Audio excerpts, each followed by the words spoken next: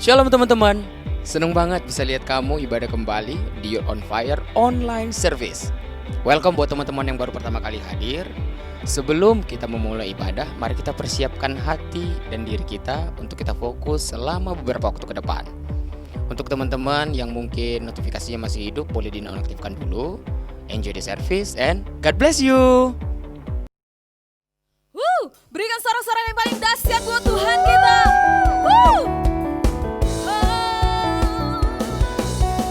Ada kuasa di dalam nama Tuhan Yesus.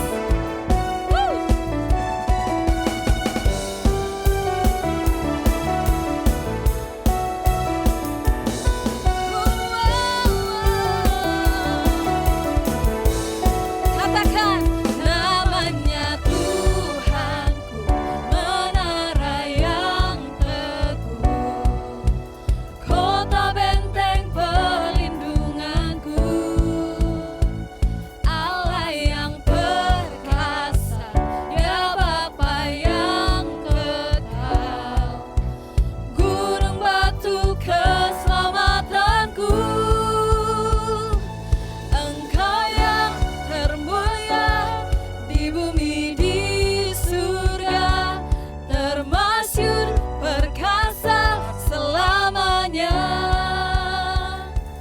Engkau yang berkuasa di dalam segala hal, ada kuasa dalam nama Yesusku.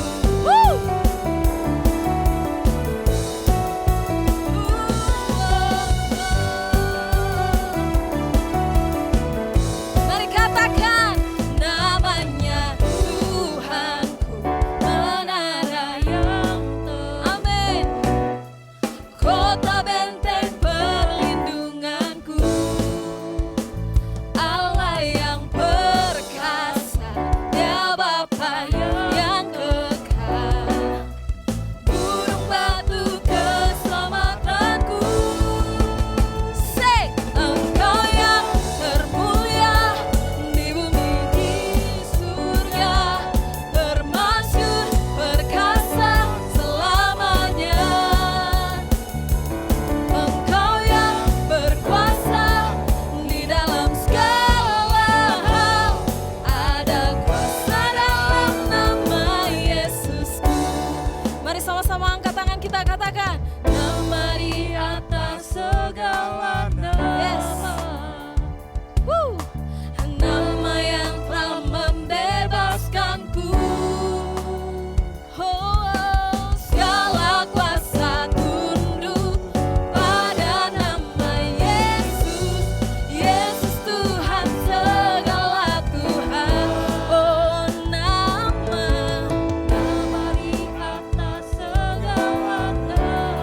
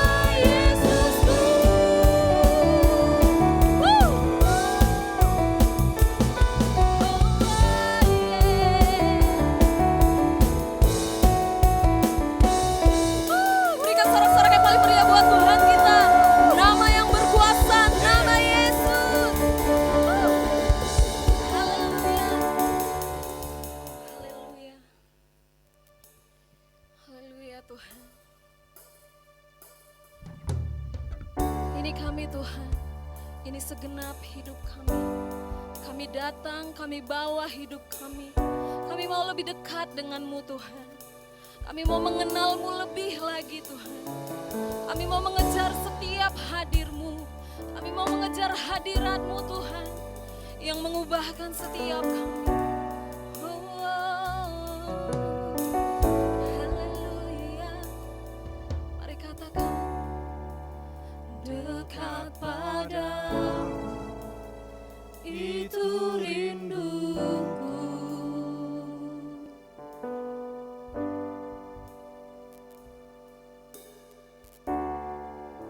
Setiap kataku Kau pun menunggu.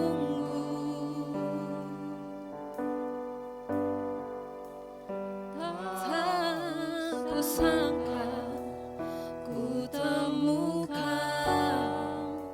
satu kasih yang abadi. Kini ku datang dan ku bawa hidupku.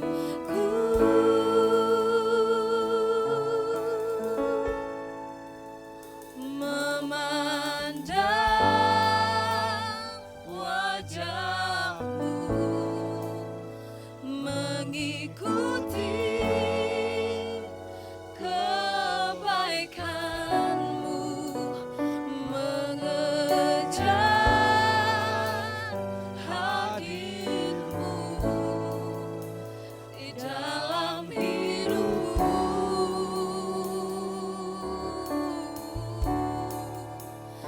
Membawa sembahku, menyatakan kebesaran-Mu, mengejar hadir-Mu di dalam hidupku.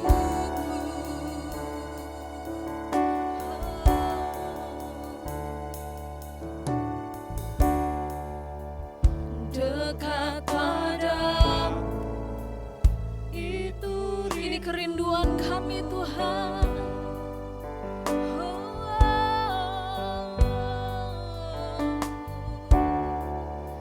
Setiap kataku Kau pun menunggu.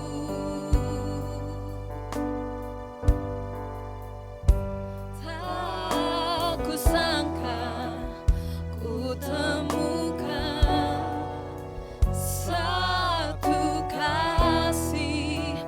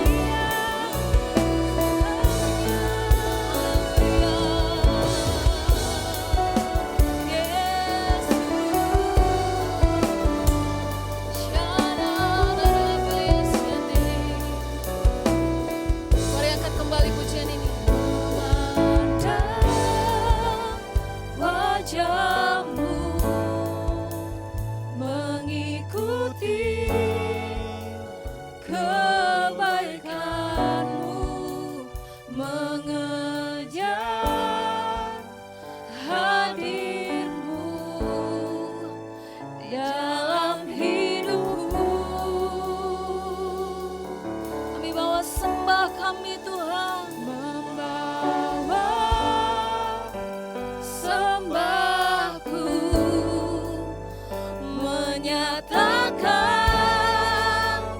kebesaran-Mu, mengejar hadir-Mu di dalam hidupku. Memandang wajah-Mu, mengikuti kebaikan-Mu, mengejar hadir-Mu di dalam hidupku. Membawa sembahku, menyatakan kebesaran-Mu, mengejar hadir-Mu di dalam hidupku, mengejar hadir-Mu, mengejar hadir-Mu di dalam hidupku. Kami mau mengejar hadir-Mu Tuhan, mengejar hadir-Mu di dalam hidupku.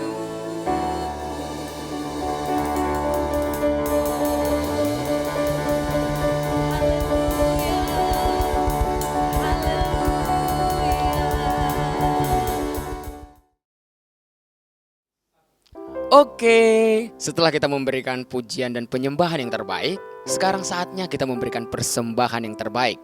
Untuk teman-teman dapat scan barcode atau transfer ke rekening yang sudah tertera di layar. Nah, sebelum itu mari kita bersatu dalam doa. Bapa yang baik, terima kasih oleh karena penyertaan dan rahmat-Mu kami ada hingga hari ini. Kalau saat ini kami akan memberikan persembahan yang terbaik, kami percaya Engkau pasti memberkati setiap kami. Terima kasih Bapa, hanya dalam nama-Mu kami berdoa. Haleluya. Amin.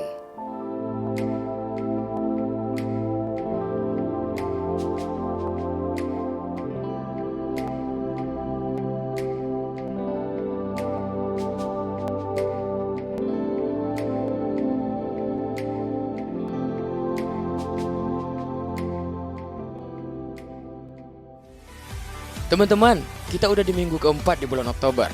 Ada yang masih ingat kan dengan tema kita bulan ini? Ya, mindset. Dan ayat renungan kita pada bulan ini ada di Amsal 3 ayat 5 dan 6.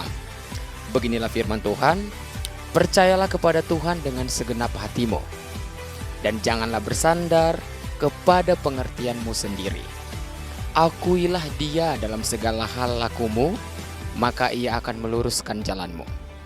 Manusia akhir-akhir ini cenderung percaya dengan pemikirannya sendiri. Sementara ada hal-hal yang di luar dari kekuatan kita yang gak bisa kita lakukan. Oleh karena itu kita perlu Tuhan. Nah, hari ini ada Pak Yuli Susanto yang akan membawakan firman dan sharingnya tentang mindset. Yuk kita dengarkan baik-baik. Shalom saudara. Sharing firman Tuhan saat ini saya beri tema medsos di tangan orang muda. Saya percaya setiap kita semua juga memakai medsos, media sosial. Kenapa? Karena kita tinggal di era digital. Apa itu era digital? Yaitu suatu era atau zaman di mana kita serba menggunakan teknologi. Sebuah riset yang dibuat oleh Via Social Januari 2020, dari total populasi penduduk Indonesia sekitar 272,1 juta jiwa. Yang pertama, pengguna telepon genggam ada sekitar 338,2 juta. Lebih kurang ini yaitu 124%.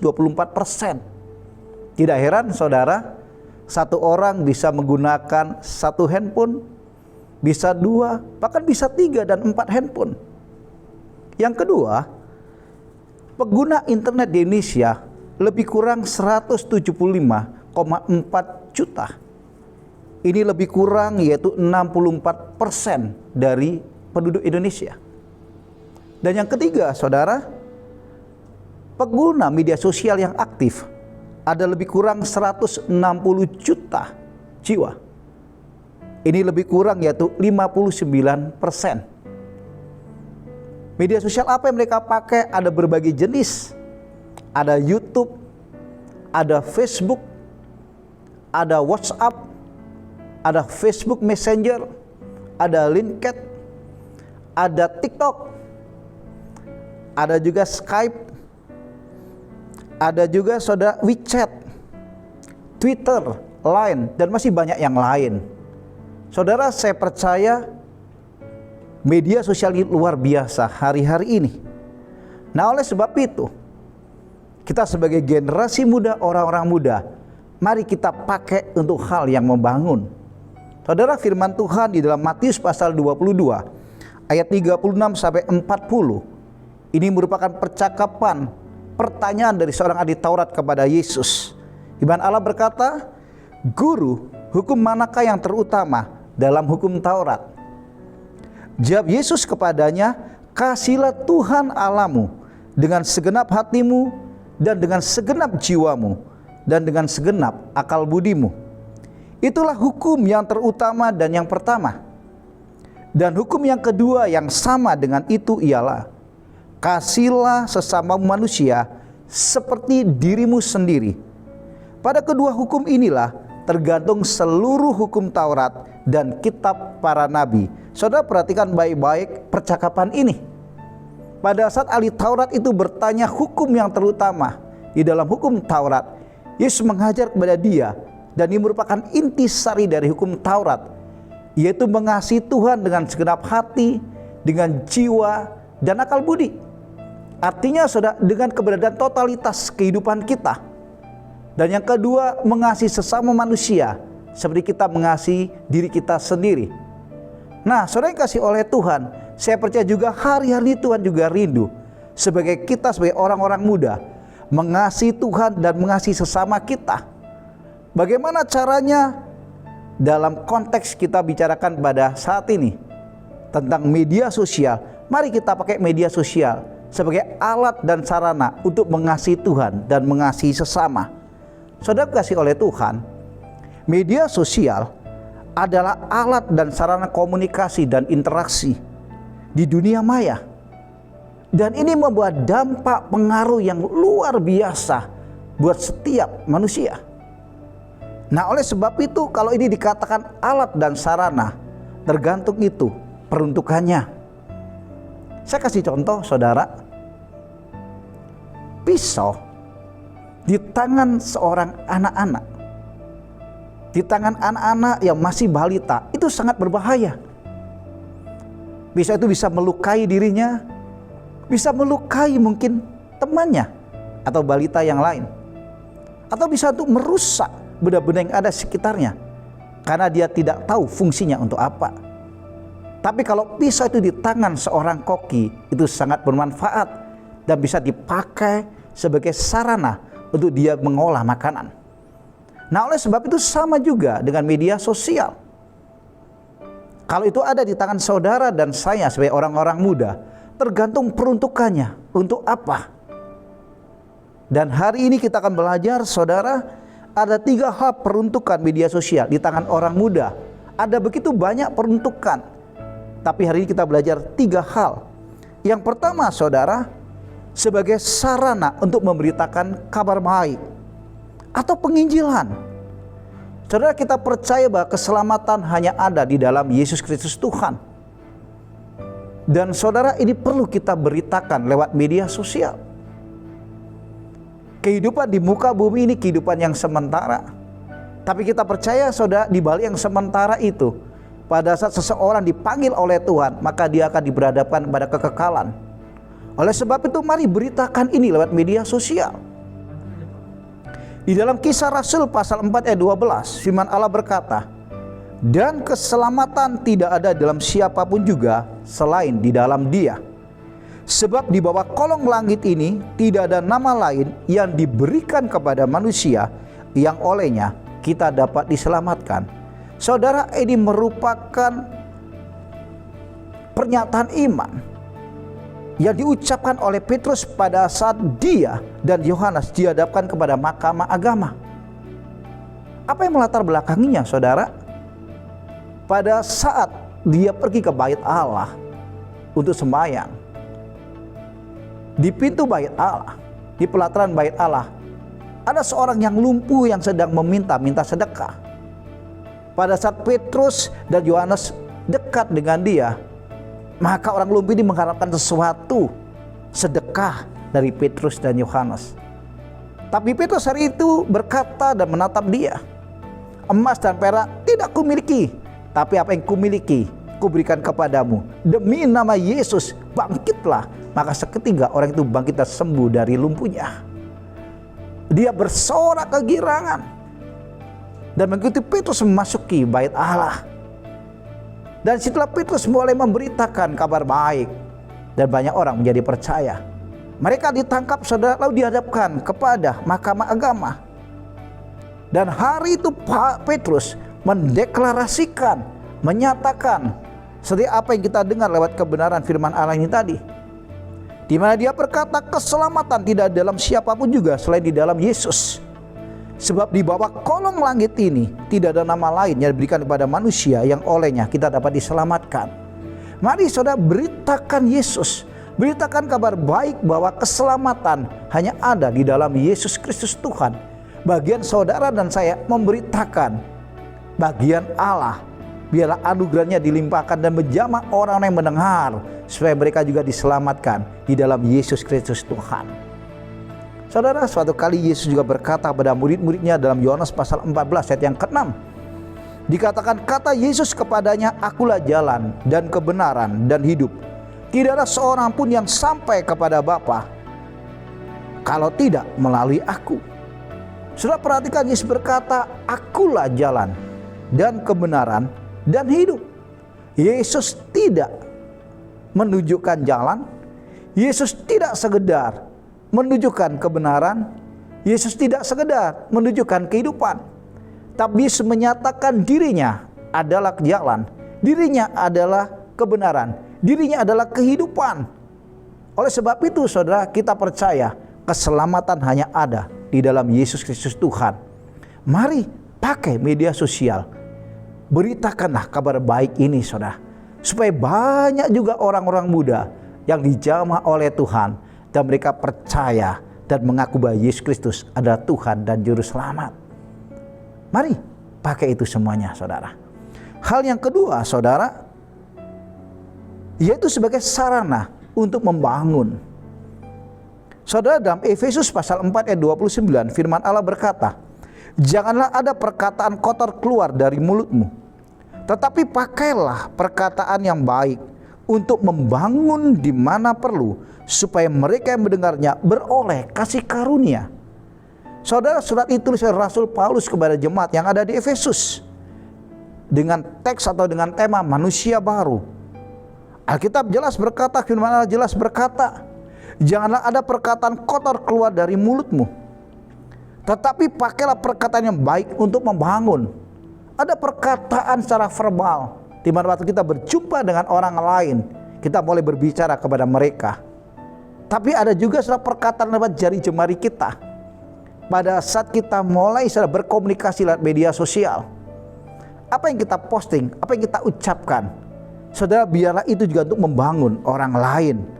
Ada begitu banyak percakapan-percakapan di media sosial, ada begitu banyak postingan-postingan di media sosial yang membangun, tapi juga banyak juga yang meruntuhkan.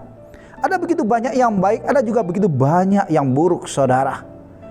Tanggung jawab saudara dan saya, mari posting sesuatu, mari masukkan percakapan-percakapan itu yang membangun, saudara, sehingga bisa menguatkan orang-orang yang mendengarnya, menguatkan orang yang membaca, yang melihat di dalam postingan-postingan saudara, supaya nama Tuhan dipermuliakan di dalamnya.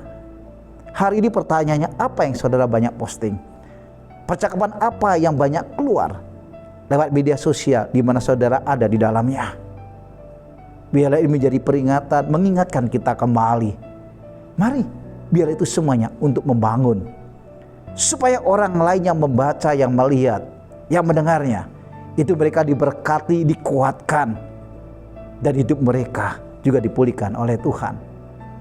Hal yang ketiga, saudara, sebagai sarana untuk berbuat baik. Saudara, di dalam kitab Galatia pasal 6 ayat 9 dan 10, firman Tuhan berkata, janganlah kita jemu-jemu berbuat baik, karena apabila sudah datang waktunya, kita akan menuai jika kita tidak menjadi lemah. Karena itu selama masih ada kesempatan bagi kita, marilah kita berbuat baik kepada semua orang, tetapi terutama kepada kawan-kawan kita seiman. Saudara, ada nasihat yang Rasul Paulus berikan kepada jemaat yang ada di Galatia. Bagaimana mereka supaya tidak jemu-jemu berbuat baik. Bahkan dikatakan selama masih ada kesempatan. Artinya apa, saudara? Kalau hari ini kita masih hidup, selagi masih ada kesempatan, mari kita terus berbuat baik. Ada begitu banyak cara-cara kita berbuat baik, saudara, sehingga memberkati orang lain. Nah, lewat media sosial ini, saudara, ada juga banyak cara yang saudara dan saya bisa lakukan untuk berbuat baik di dalamnya. Seringkali kita melihat juga konten-konten, saudara, video-video diupload oleh seseorang dalam media sosial, di mana pada saat kita melihatnya, kita bisa melihat hal-hal yang baik, yang menginspirasi untuk orang lain. Bahkan orang lain bisa melakukan hal yang sama, sehingga mereka juga bisa mengupload kembali, saudara, sehingga itu memberkati banyak orang. Oleh sebab itu, saudara, mari upload sesuatu yang baik, konten-konten yang baik, video-video yang baik, saudara, di dalam media sosial saudara, sehingga itu bisa menginspirasi juga banyak orang-orang muda. Bahkan mereka juga bisa melakukan hal-hal yang sama, sehingga menginspirasi orang muda yang lainnya, sehingga apa yang mereka lakukan itu memberkati orang lain. Mari saudara yang kasih oleh Tuhan, betapa luar biasa media sosial hari-hari ini. Semua ada di tangan saudara. Oleh sebab itu, pakai itu yang pertama untuk memberitakan kabar baik, untuk penginjilan saudara. Yang kedua, mari pakai itu untuk membangun orang lain. Dan yang ketiga, pakai itu juga saudara untuk berbuat baik. Biar nama Tuhan dipermuliakan. Shalom, Tuhan berkati. Mari saudara, orang-orang muda, sahabat-sahabat muda, kita akan akhiri ibadah ini. Mari kita angkat kedua tangan kita. Bila kita menerima berkat, kasih karunia damai sejahtera dari Allah Bapa, di dalam Putra yang tunggal Tuhan Yesus Kristus, juga bersama sama dengan Roh Kudus yang kita terima berkat itu saat ini. Saya Maranatha, Yesus datang kali yang kedua. Yang percaya berkati Tuhan, bersama-sama kita katakan, amin. Tuhan berkati. Thank you teman-teman yang udah ikutin ibadah kita dari awal pertengahan hingga akhir. Jangan lupa untuk terus ibadah bareng kita setiap hari Sabtu jam 7 malam di Gihon TV. See you and God bless you.